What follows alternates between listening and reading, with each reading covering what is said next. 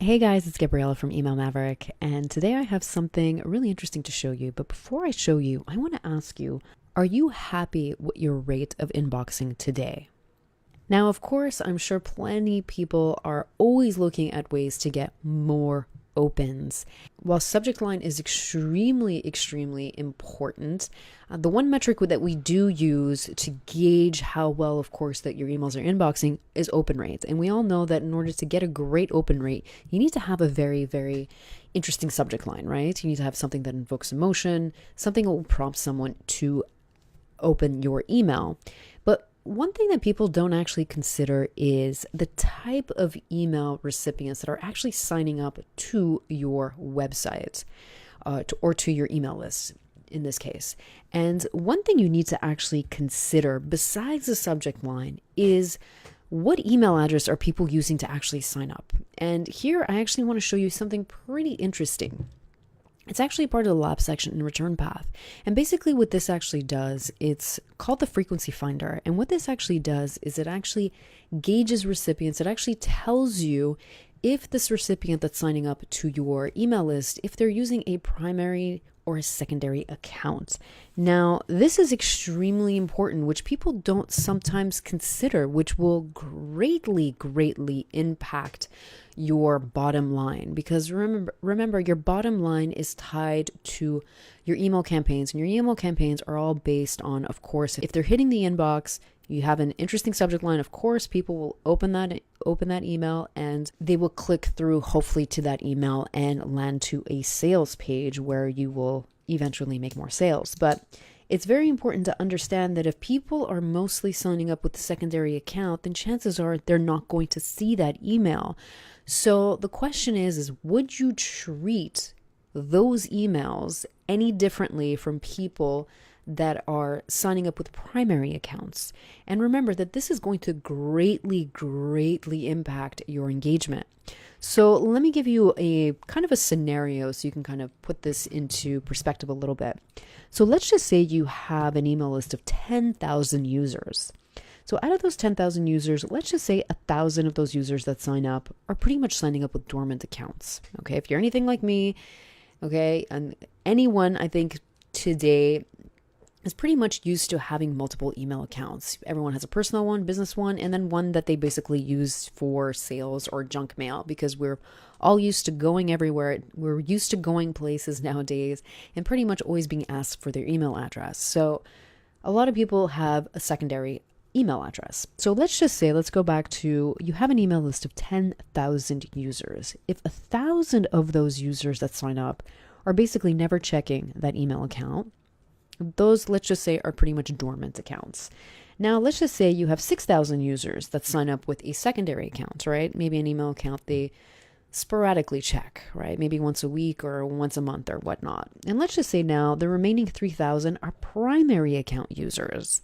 Now, you might not think that, okay, when you look at all these numbers in perspective, you're talking about close to 70% of people that are signing up to your email list that are not actually checking your emails up on a regular basis. Now, this is going to greatly impact your engagement rate.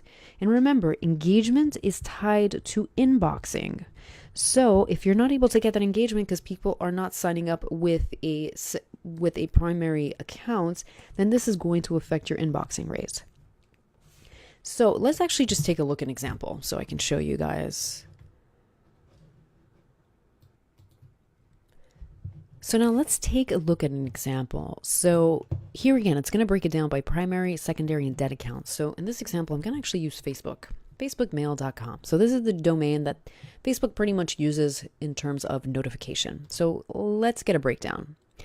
So here we start getting some interesting numbers. So of course we know that Facebook has more than 1.4 million, but I believe that Return Path only has about 4 million in their database that they use, these are accounts that they actually monitor. So they actually go into these accounts, look at the type of emails that they're receiving, and they're basically benchmarking using the information that they're able to scrub against. And we're able to get this information in terms of how many people are signing up with primary accounts, secondary accounts, and dead accounts. Okay, so these numbers are actually very interesting, and they're actually, I think, I would have to say they're pretty. Granted, it's very hard for me to say if they're very accurate, but given my experience, I know that myself, I actually signed up to Facebook with an account that I barely ever check. Maybe twice a year, if I'm lucky, I will actually check that account. So here we're going to actually see how this impacts deliverability. And believe me, these numbers will greatly impact deliverability, especially the secondary and dead accounts, especially this 9% dead accounts. This is insanely crazy. This should easily be archived. There's absolutely no reason to have 9% dead accounts. One thing you should be targeting is definitely aiming for less than 1%. 9%, completely unacceptable. This should easily be archived. This 59%, the secondary accounts, again, if you look at the type of emails that Facebook sends, Facebook is very, very high in terms of sending all these notification type emails, which basically not a lot of people look at, right? So that high occurrence of secondary accounts is, as I said before, this is not surprising. So only 32% of their email list, based on this 1.4 million, projecting, of course, this 32% primary accounts, this is definitely going to impact their rate of inboxing. And I'm actually seated on a lot of Facebook's emails, and a lot of them actually, especially in Yahoo and Gmail, actually do hit the spam folder.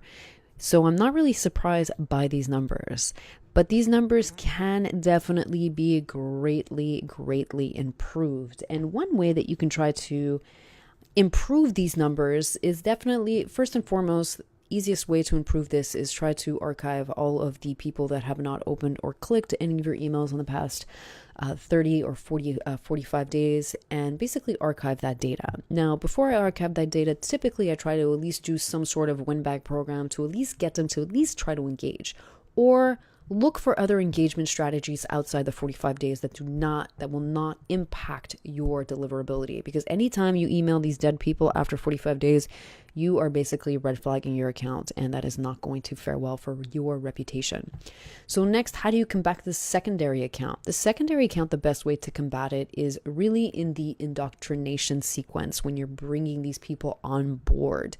Because remember, these secondary accounts are not going to be as active, so you really have to focus a lot more on how do I ensure these people, how do I ensure that these recipients, that I can always inbox these recipients. And the one way that I do is definitely through the filter. The one thing that I do in that indoctrination sequence is that I always encourage people to remind people that they need to filter their emails, because of the fact that emails are easily filtered. And if you're waiting for a specific notification type, especially for a notification type like this for Facebook, I would use the incentive of, hey, listen, if someone logs into your account, or if there is some sort of irregularity or special notification, you want to ensure that you're actually getting it within the inbox. So make sure you inbox this, filter our emails to make sure you get this type of email.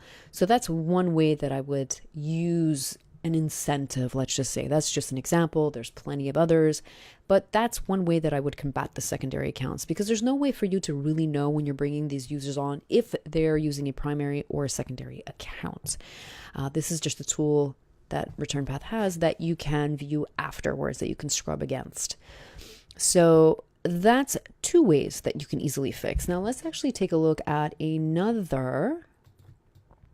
I think here I actually had a Living Social here. So let's take a look here. Again, I'm not trying to pinpoint, I'm not trying to pinpoint anyone in particular here. I'm just giving these as examples. So now let's take a look here at another. Here we have livingsocial.com. So a lot of these group sites, they tend to do, so here you can actually see here. So they have a 1% dead accounts, which isn't bad, but of course we want to always have that less than 1%. So here you can actually see that it's almost, I'll say almost even in terms of the breakdown. But still they have a high occurrence of secondary accounts. And being that this is a Groupon type site, again, use your own experiences in terms of trying to get some more information on this. Just remember that, if you signed up to these, chances are you might go in there, just even bypass the email and go directly to the site in order to see what's going on. Because a lot of people, if you're into these group sites, chances are you're not going to go directly to your email. You're going to go first to the website. because you always get bombarded. If you go into your email account, you'll probably get distracted by 50 other emails or whatnot. So sometimes it's just easier. So in this case, again, another way to combat this whole secondary accounts is really to kind of give an additional incentive within the email for people to drive back to the website. So again, these are just some ideas. So having these type of users, especially if you have a high occurrence of people that are signing up with secondary accounts, it's going to change, definitely going to change the way that you email in terms of frequency and also in terms of incentives and types of emails. Because remember, if you have a high rate of secondary accounts, you're going to have to work so much harder in order to gain that attention. So if you change the indoctrination sequence, you can help modify that a little bit. But also remember, keeping dead accounts will also greatly impact. So keep this in mind. Hopefully you found this interesting. If you have any questions or concerns, just email Gabriella at emailmaverick.com. Thanks so much.